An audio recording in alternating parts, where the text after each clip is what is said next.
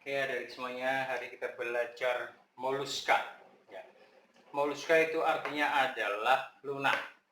Karena tubuh hewan ini adalah lunak. Ciri-cirinya, yang pertama memiliki tubuh lunak.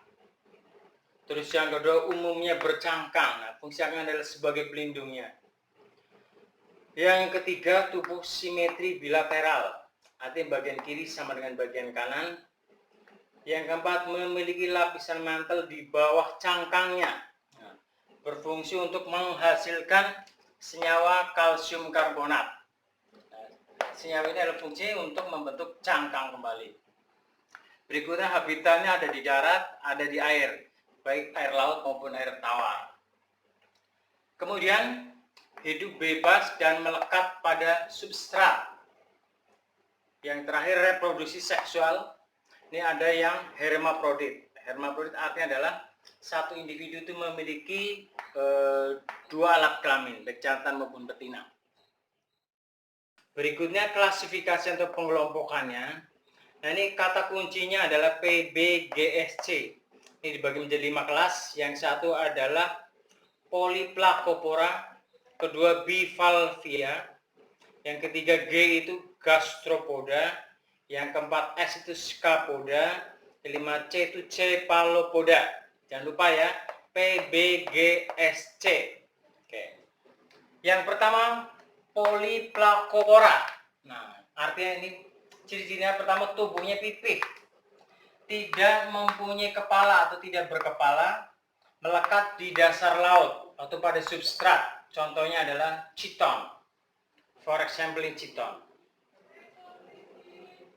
Yang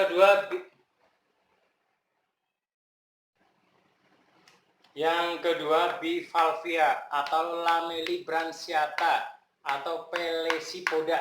Nah, ini satu ya, bivalve, B itu ada dua, itu memiliki dua cangkang yang bisa membuka dan menutup. Lamellibranchiata itu artinya insangnya berlapis-lapis. Pelesipoda itu artinya berkaki pipih, poda itu kaki. For example-nya ada ostrea atau kerang yang bisa dikonsumsi.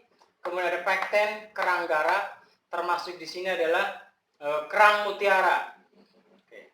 Yang ketiga, gastropoda. Ya. Ini berasal dari dua kata, gaster artinya perut, dan podos atau poda itu adalah kaki. Jadi hewan yang bergerak dengan kaki perut. Contohnya adalah Achatina fulica atau bekicot. Ini banyak kita temui ya, biasa menempel di tembok atau di pohon pisang.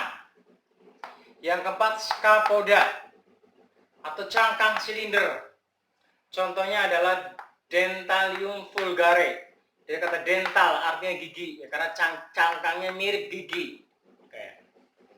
Terus yang kelima Cephalopoda, ini dari dua kata. Cephal artinya kepala dan podos atau poda artinya kaki. Nah, contohnya ini adalah cumi-cumi atau loligo, sotong atau sepia, oktopus dan sebagainya, gurita. Nah, hewan ini mempunyai cairan tinta kecuali pada Nautilus. Kemudian juga pada hewan ini sebagian besar tidak mempunyai cangkang. Oke, ini materi kita tentang moluska. Nanti kita lanjutkan ke latihan soalnya. Nah, moluska mempunyai peranan. Yang pertama adalah sebagai bahan makanan. Ya.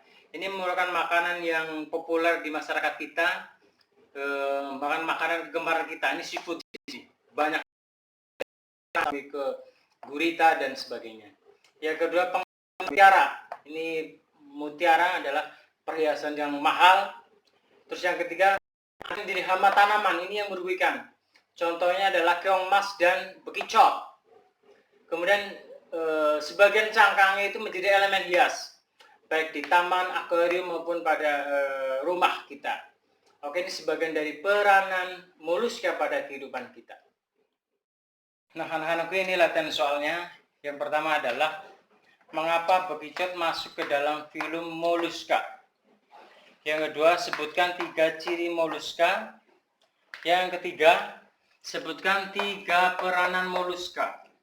Yang keempat, sebutkan lapisan-lapisan pada kerang mutiara. Yang kelima adalah Moluska terbagi menjadi berapa kelas? Sebutkan.